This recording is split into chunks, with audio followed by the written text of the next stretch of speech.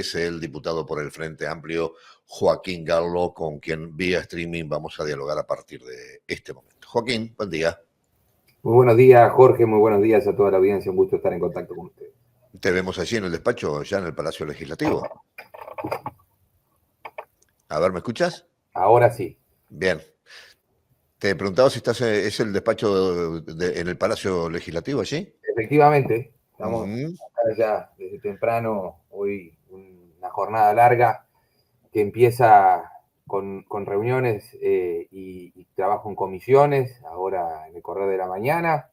y que sigue en la tarde con doble sesión de la Asamblea General, que el día de hoy vamos a considerar, por un lado, el cese por el cumplimiento de la edad constitucionalmente prevista de uno de los ministros del Tribunal de lo Contencioso Administrativo, y por otro lado, la elección del directorio de una de las integrantes del directorio de la Institución Nacional de Derechos Humanos y Defensoría del Pueblo, que está a consideración de la Asamblea General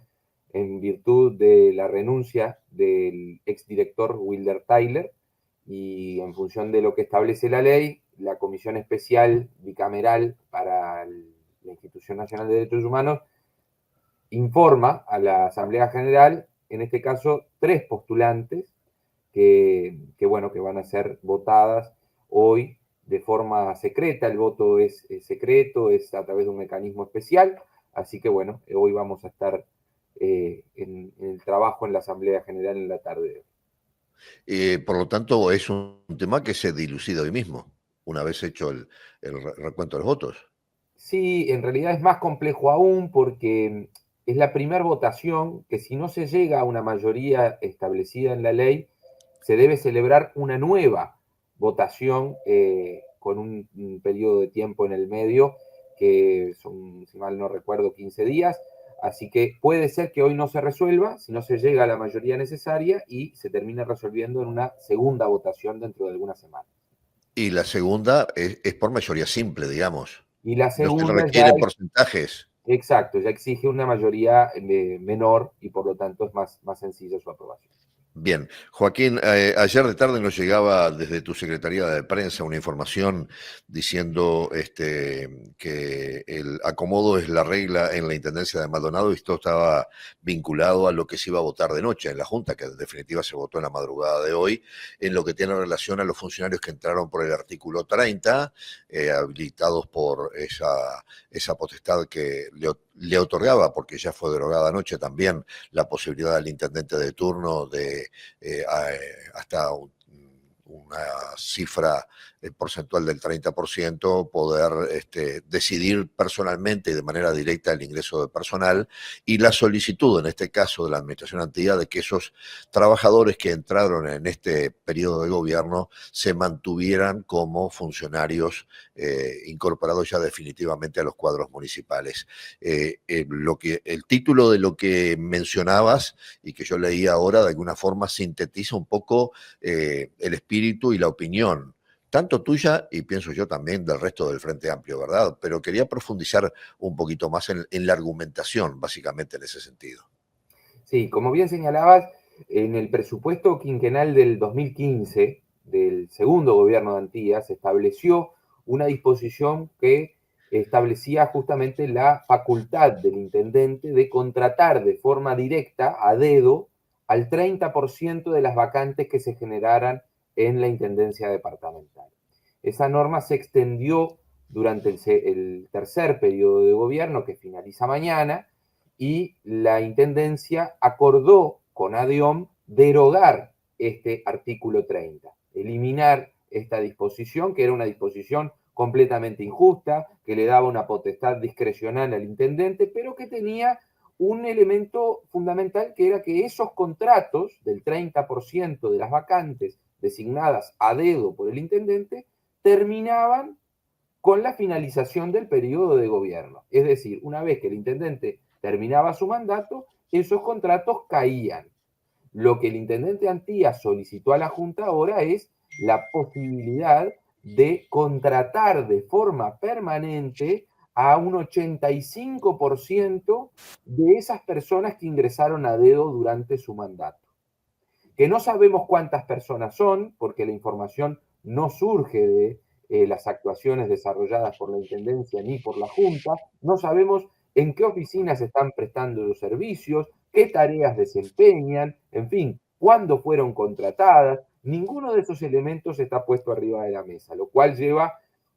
también a que sea muy difícil considerar con seriedad la solicitud de anuencia del intendente para desarrollar este tipo de prácticas, que va en contra de los principios fundamentales de la buena administración y que además se enmarca en la inminente aprobación por parte del Parlamento Nacional del proyecto de ley de ingreso a las intendencias, que conversamos meses atrás, que trabajamos arduamente en la Comisión de Constitución y Códigos de Diputados y que ahora se encuentra a consideración del Senado, que es una ley que busca garantizar que el ingreso de los funcionarios a los gobiernos departamentales sea a través de concurso o sorteo. Y este tipo de prácticas de contratación directa, de blanqueamiento del clientelismo, hacen mucho daño a la transparencia de los gobiernos departamentales, va en contra del principio de igualdad de oportunidades y en definitiva son las prácticas que queremos desterrar de la administración pública y el intendente Antía, 2 días antes de dejar el máximo cargo de la intendencia departamental, desarrolla estas prácticas que se enmarcan en lo que ha venido haciendo a lo largo de estos años, ¿no? Que son justamente mecanismos o actos administrativos tendientes a favorecer a militantes de su partido, a correligionarios, a empresas cercanas a su sector, en fin, porque esto no es solamente la contratación de funcionarios, son también las contrataciones directas de empresas por mecanismos de excepción ilegítimos que no se encuadran en la normativa, observadas por el Tribunal de Cuentas, que estamos hablando de que son cientos de millones de pesos a lo largo de estos últimos 10 años, y que lleva además a que Maldonado a nivel país tenga el mayor déficit acumulado de todos los departamentos de la República, incluso más que departamentos más importantes en cuanto a magnitud de presupuesto y de población y de territorio como Canelones y Montevideo. Entonces, claramente da cuenta de la mala administración por parte del intendente Antía y estamos a la espera de lo que va a pasar a partir de mañana con la nueva administración departamental, que ya ha dado señales de cambio en algunos aspectos, pero queremos asegurarnos también de que estas prácticas tan nocivas para la administración pública sean desterradas de una vez por todas. Bien, de tus palabras entiendo entonces que en el tema, volviendo al tema de los funcionarios, que van a continuar, según se decidió anoche, integrando los cuadros funcionales de la Intendencia, no se pasó por un proceso de que el Frente Amplio solicitara, un ejemplo, más información sobre los antecedentes, las funciones, las remuneraciones de sus trabajadores, o llegó a pedirla y no le fue aceptada la solicitud? Los compañeros en la Junta Departamental pidieron la información en las comisiones donde el expediente transitó, concretamente en la Comisión de Presupuesto, se pidió saber cuántos funcionarios eran, qué tareas desarrollaban, en qué oficinas estaban prestando funciones, y ninguna de esa información estaba arriba de la mesa. Los ediles del Partido Nacional no tenían idea de esos datos porque no surge del expediente. El expediente,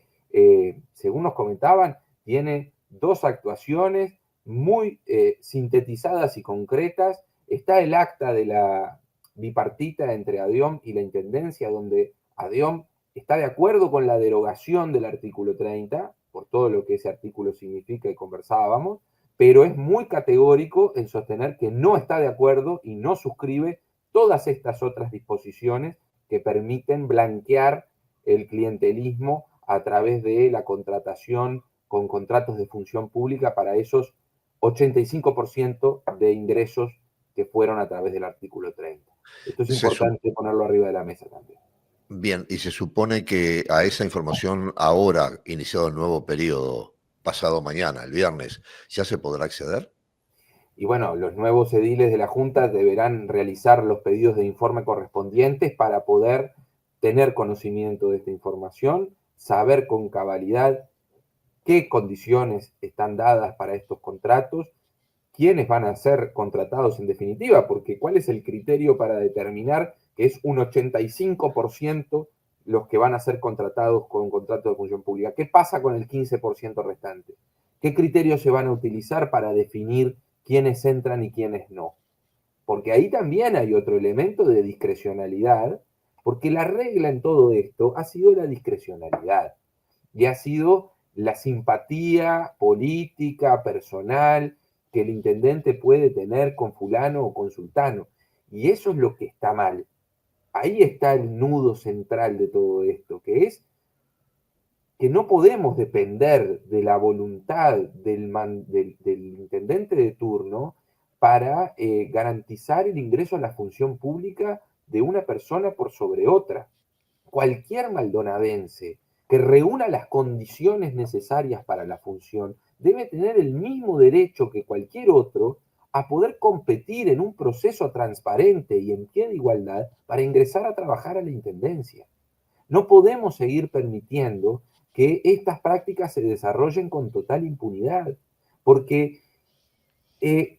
el hecho de que fulano haya militado en la última campaña en tal o cual lista, o haya repartido la lista, o haya abierto el comité, o lo que sea, no puede ser un elemento a ser considerado para el ingreso a la función pública. Y hoy en Maldonado eso es lo que pasa. Entonces, esta última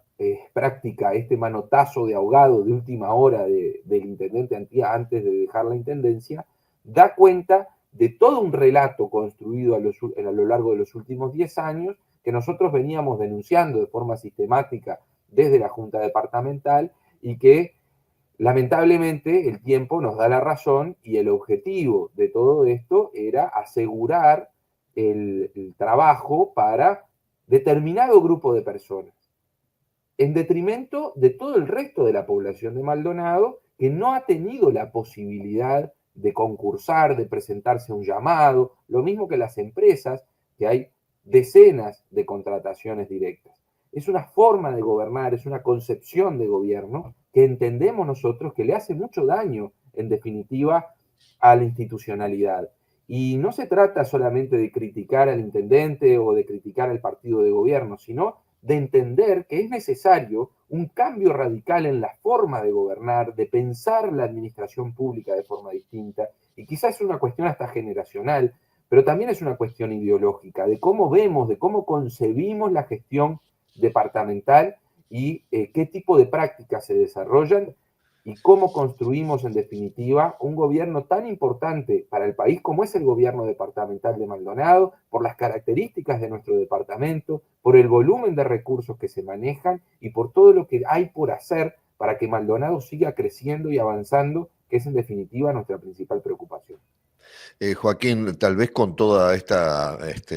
multiplicidad de noticias y de información que se generan a estas horas, hay una noticia que se va a instalar pasado mañana, seguramente, ¿no? Desde el año 1994, el intendente saliente, de alguna forma, o en el inicio entrante, que fue Domingo Burguño Miguel, tuvo que pedir una línea de créditos desde el primer día de su gestión para poder financiar los primeros meses del funcionamiento de la Intendencia hasta que se votara el nuevo presupuesto. Y a partir de ahí sucedió esto en cada uno de los